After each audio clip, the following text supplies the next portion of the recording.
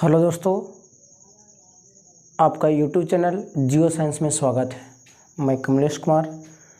Class 12 का physics पिछले point में बताया गया था कि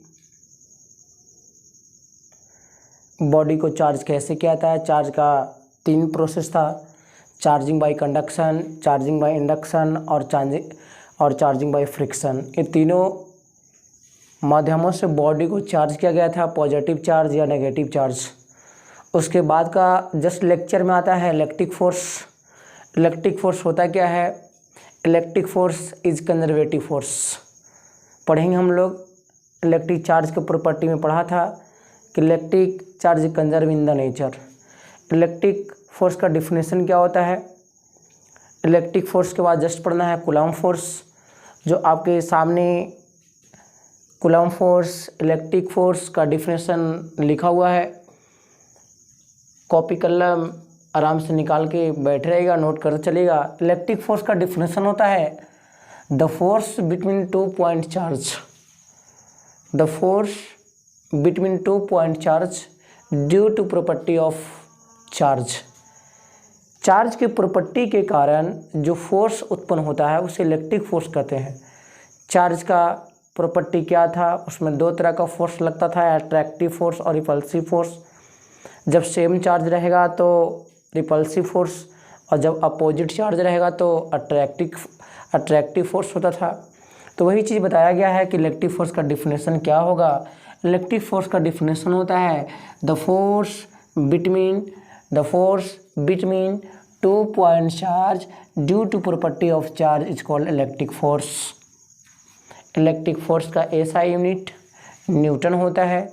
किसी प्रकार का फोर्स रहे, इलेक्ट्रिक फोर्स रहे, मैग्नेटिक फोर्स रहे या टेंशन फोर्स रहे, सारा का एसआई यूनिट क्या होता है? न्यूटन होता है। सबसे मुख्य पॉइंट इसमें बताया गया है कूलम्ब फोर्स। कूलम्ब फोर्स जानेंगे।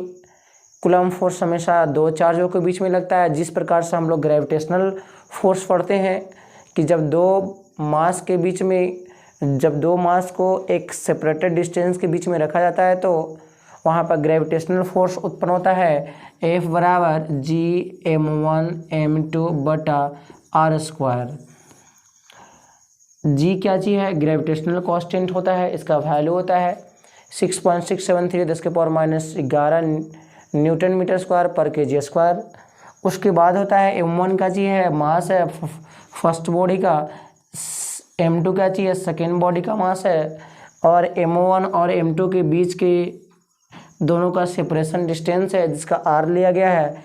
उसी प्रकार से यहाँ पर 2 चार्ज लिया गया है। 2 चार्ज है यहाँ पर Q1 और Q2, और दोनों के बीच में जो भी फोर्स लगता है उसे ही कहा गया है कूलम्ब फोर्स। यहाँ पर कूलम्ब्स लॉ के द्वारा दिया गया कुछ स्टेटमेंट है। कूलम्ब्स लॉ क्या होता है? ठीक है, कूलम्ब्स लॉ का डिफाइन क्या किया गया है? तो it state that 2 point charge repel और attract to each other in which is directly proportional to product of magnitude of 2 charge and inversely proportional to square of distance between 2 charge. ध्यान सुनिएगा, Coulomb's law का definition होता है it state that 2 point charge repel और attract to each other in which is directly proportional to the product of magnitude of 2 charge and inversely proportional to a square of distance between the 2 charge is called Coulomb's law कहा जाएगा। यही चीज़ दिखाया गया definition में। it state that 2 point charge repel or attract to each other in which is directly proportional to the product of magnitude of 2 charge and inversely proportional to a square of distance between the 2 charge।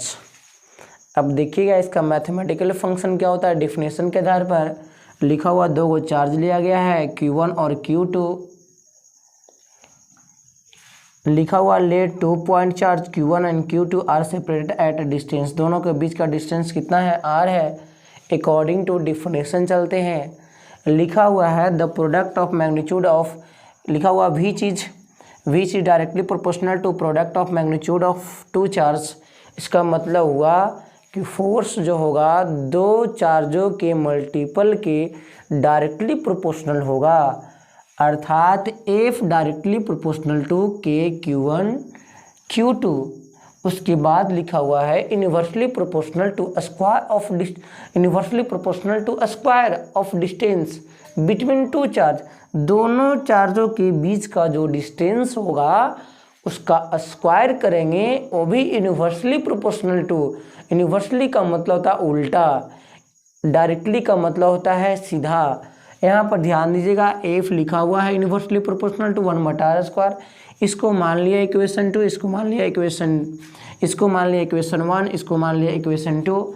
दोनों equation को solution करने के बाद क्या आता है, F बराबर K Q1 Q2/r²। ये फार्मूला को ध्यान दीजिएगा, बहुत इंपॉर्टेंट है, ये फार्मूला लास्ट तक चलेगा।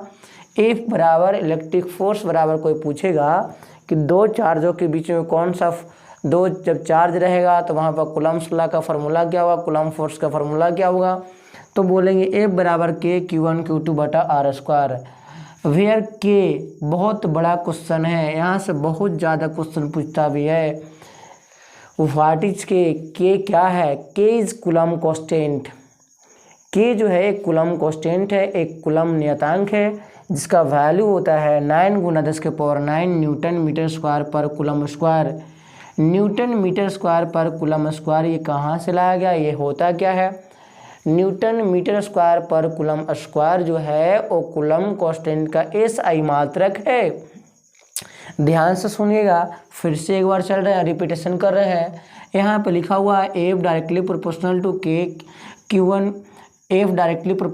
Q1 एंड Q2 दोनों चार्जों के बीच में लगने वाला फोर्स अट्रैक्टिव हो या रिपल्सिव हो, वहाँ दो ही नेचर होगा। उसके बाद इन्वर्सली प्रोपोर्शनल टू 1/r²। ये दोनों इक्वेशन को हल करने के बाद क्या लिया गया, ये प्रोपोर्शनल को ख़त्म किया गया और ये प्रोपोर्शनल की जगह पर एक प्रोपोर्शनली कांस्टेंट लिया गया, उसका नाम है कूलम्ब कांस्टेंट। कूलम्ब कांस्टेंट का वैल्यू होता है, ये याद करने वाला चीज़ है, ये ध्यान दीजिएगा। कूलम्ब कांस्टेंट का कोई वैल्यू देगा, एग्जाम में क्वेश्चन पूछा हुआ भी बिहार बोर्ड का है। तो K बराबर क्या होता है 9 × 10⁹ न्यूटन मीटर स्क्वायर पर कूलम्ब स्क्वायर। यहाँ से 3 क्वेश्चन पूछता है। पहला K का मान क्या होगा, K का SI यूनिट क्या होगा, इसका डायमेंशनल फार्मूला क्या होता है, SI unit of coulomb constant अर्थात K का SI मात्रक जो होगा वो न्यूटन मीटर स्क्वायर पर कूलम्ब स्क्वायर होगा। ये निकलता कहाँ से है, क्योंकि हम लोग फार्मूला ऑलरेडी मालूम है कि F बराबर होता है K Q1 Q2/r²। यहाँ से हम लोग K का वैल्यू निकालेंगे, तो यहाँ से क्रॉस मल्टीप्लाई करेंगे तो निकल के आएगा F × r² और Q2। इसका मतलब K का वैल्यू निकल के आता है F r² Q1 Q2। F का मतलब हुआ SI मात्रक, इसका होता है न्यूटन। यहाँ पर r² लिखा हुआ, r² इसका मतलब r एक डिस्टेंस है और डिस्टेंस का SI मात्रक होता है मीटर स्क्वायर। और Q1 कहने का मतलब एक चार्ज है, चार्ज का SI मात्रक पिछले वीडियो में दिखाया गया था, कूलम होता है, इसका भी कूलम होता है। कूलम मिलेगा तो बन जाएगा कूलम स्क्वायर। इसीलिए कोई भी पूछेगा कि बताइए कूलम कांस्टेंट का SI मात्रक क्या होगा, तो बताइएगा आप लोग न्यूटन मीटर स्क्वायर पर कूलम स्क्वायर। अब बात रहा यहाँ पर कि हमको डायमेंशनल फार्मूला दिखाना है, थोड़ा सा ध्यान दीजिएगा, डायमेंशनल फार्मूला भी दिखा देते हैं। न्यूटन का क्या होता है, थोड़ा ध्यान दीजिएगा। डायमेंशनल फार्मूला दिखाने के लिए न्यूटन का SI मात्रा kg मीटर प्रति सेकेंड स्क्वायर, वहाँ मीटर स्क्वायर हो गया, बटा कूलम का होता है IT का स्क्वायर कर दिया, यहाँ बैठाते हैं तो इसका m होगा, क्योंकि किलोग्राम का डायमेंशनल फार्मूला कैपिटल M से दिखाया जाता है। m यहाँ मीटर क्यू हो जाएगा, यहाँ LQ हो गया। अब यहाँ देख लिया ये T² इसका मतलब सेकेंड है, उसका डायमेंशनल फार्मूला T⁻² होगा, बटम हो जाएगा I और T, इसको फिर से ऊपर भेजेंगे तो आएगा m LQ T⁻³ और उसके बाद हो जाएगा I⁻⁻1। ये बहुत इंपॉर्टेंट क्वेश्चन है जो एग्ज़ाम के दृष्टिकोण से डायमेंशनल फार्मूला हर एग्ज़ामों में पूछता है, इसीलिए कूलम्ब कांस्टेंट का डायमेंशनल फार्मूला पूछेगा तो बताइएगा m l के पावर q t के पावर -3 और i के पावर -1। m का मतलब हो गया kg, जिसको kg का डायमेंशनल फार्मूला, l का मतलब हुआ लेंथ का डायमेंशनल फार्मूला, t का मतलब हुआ समय का डायमेंशनल फार्मूला और i का मतलब हुआ इलेक्ट्रिक करंट का डायमेंशनल फार्मूला। क्योंकि ये पता होगा कि फंडामेंटल क्वांटिटी 7 होता है, देयर आर 7 फंडामेंटल क्वांटिटी, और यही फंडामेंटल क्वांटिटी के आधार पर हमेशा बेसिक क्वांटिटी बनाया जाता है। क्योंकि फंडामेंटल क्वांटिटी नहीं रहेंगे तो बेसिक क्वांटिटी बनना बहुत कठिन काम आता है। इसीलिए फंडामेंटल क्वांटिटी सातों ध्यान में रखिएगा, उसका डायमेंशनल फार्मूला ध्यान में रखिएगा, उसका SI मात्रक याद रखिएगा, उसका सिंबल याद रखिएगा जो आप लोग 11 क्लास में पढ़ा होगा। नहीं तो हम फंडामेंटल क्वांटिटी का आने वाले वीडियो में उसको अपलोड कर देंगे, बता देंगे। थोड़ा सा ध्यान दीजिएगा यहाँ पर कि हम लोग F बराबर K Q1 Q2 बटा R स्क्वायर पढ़े, कूलम्ब फोर्स का फार्मूला पढ़े।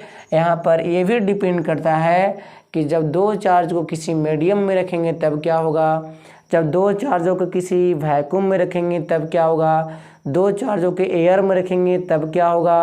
ये दोनों तीनों में बहुत ज़्यादा डिफरेंस है। यहाँ पर देखा जाए तो यहाँ लिखा हुआ है कि 2 charge placed in the air, दो चार्जों को जब एयर में रखा जाता है तब क्या आएगा, तो K बराबर यूज करना है 1/4 पाई एप्सिलॉन नॉट। अर्थात यहाँ ध्यान देने वाली बात है कि जहाँ जहाँ K रहेगा, जब एयर की बात कहेगा तो 1/4 पाई एप्सिलॉन नॉट यूज करना है। वेयर एप्सिलॉन नॉट क्या है, तो एप्सिलॉन नॉट का मतलब होता है परमिटिविटी ऑफ फ्री स्पेस या परमिटिविटी ऑफ फ्री स्पेस या एयर भी कह सकते हैं। यहाँ पर परमिटिविटी ऑफ फ्री स्पेस का वैल्यू कितना होता है, एप्सिलॉन नॉट का वैल्यू कितना होता है, इसका वैल्यू होता है 8.854 10 के पावर -12 कूलम्ब प्रति न्यूटन मीटर स्क्वायर। कूलम्ब प्रति न्यूटन मीटर स्क्वायर आया कहाँ से, ये भी ऐसा ही मात्रक है जो यहाँ से निकाला गया है। यदि इसको आप K के जगह पर एप्सिलॉन नॉट और एप्सिलॉन नॉट की जगह पर K कीजिएगा तो ये उल्टा साबित हो जाएगा, और जो न्यूटन मीटर स्क्वायर पर कूलम्ब स्क्वायर लिखा हुआ है ये उलट जाएगा और कूलम्ब स्क्वायर और न्यूटन मीटर स्क्वायर हो जाएगा। दूसरी बात है, एक और ऐसा ही मात्रक होता है जिसको बोला गया फैराड पर मीटर। इसको पढ़ेंगे फैराड पर मीटर। फैराड पर मीटर आया कहाँ से, फैराड पर मीटर लाया कहाँ गया से है, क्योंकि फैराड जो होता है वो कैपेसिटेंस का ऐसा ही मात्रक होता है कि जब कैपेसिटर पढ़ाएंगे, कंडेंसर पढ़ाएंगे तो वहाँ पर आएगा। क्योंकि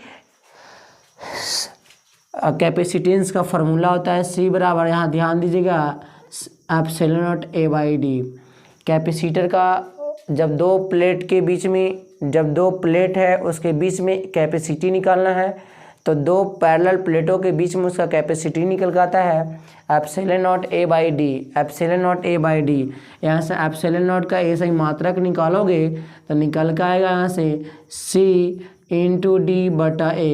C का मतलब हुआ कैपेसिटर अर्थात कैपेसिटी, और कैपेसिटी का ऐसा ही मात्रक, कैपेसिटेंस का ऐसा ही मात्रक हमेशा फैराड होता है। D जो है वो डिस्टेंस है, डिस्टेंस का ऐसा ही मात्रक मीटर होता है, और एरिया का ऐसा ही मात्रक मीटर स्क्वायर होता है। इसीलिए मीटर से मीटर क्या होगा, कैंसिल हो जाएगा तो बचेगा फैराड पर मीटर। ये ध्यान दीजिएगा, इसको साइड में अपना कहीं छोटे से स्पेस में नोट कर लीजिएगा, जो आने वाला वीडियो में आपके लिए फ़ायदेमंद होगा कि एप्सिलॉन नॉट का ऐसा ही मात्रक फैराड पर मीटर कहाँ से आया, कैसे लाया गया, वो आपको खुद जानकारी मिल जाएगा। इसीलिए इसको अच्छे से नोट कर लीजिएगा। साइड में बात रहा यहाँ पर लिखा हुआ है 2 charge is placed in the medium, medium रहेगा तो 1/4 पाई एप्सिलॉन, इसको बोला था परमिटिविटी ऑफ मीडियम। ये दोनों का ज़बरदस्त यूज है, एक फ्री स्पेस का और एक मीडियम का। क्योंकि जब पढ़ाएंगे रिलेटिव परमिटिविटी इसके बाद जस्ट आएगा तो रिलेटिव परमिटिविटी जो है वहाँ पर बताया जाएगा the permittivity of medium to the permittivity of free space is called relative permittivity. तो आने वाला वीडियो में ध्यान दीजिएगा, वहाँ बताया जाएगा। यहाँ कूलम्ब्स लॉ का ये जितना भी पॉइंट बताया गया है इसको अच्छे से नोट कर लिएगा। कूलम्ब्स लॉ का बहुत ज़्यादा यूज भी है। इलेक्ट्रिक फील्ड जब पढ़ाएंगे तो कूलम्ब्स लॉ का फॉर्मूला यूज करना होगा, न्यूमेरिकल भी आएगा। तो ये सब जितना भी वैल्यू है, सोलेनोइड का वैल्यू इसको याद रखिएगा, कूलम्ब्स लॉ का वैल्यू, कूलम्ब कांस्टेंट का वैल्यू याद रखिएगा। तो ये सब जो क्वेश्चन है इंपॉर्टेंट है ऑब्जेक्टिव के दृष्टिकोण से। वीडियो में बने रहने के लिए आपका समय शुभ हो। जय हिंद।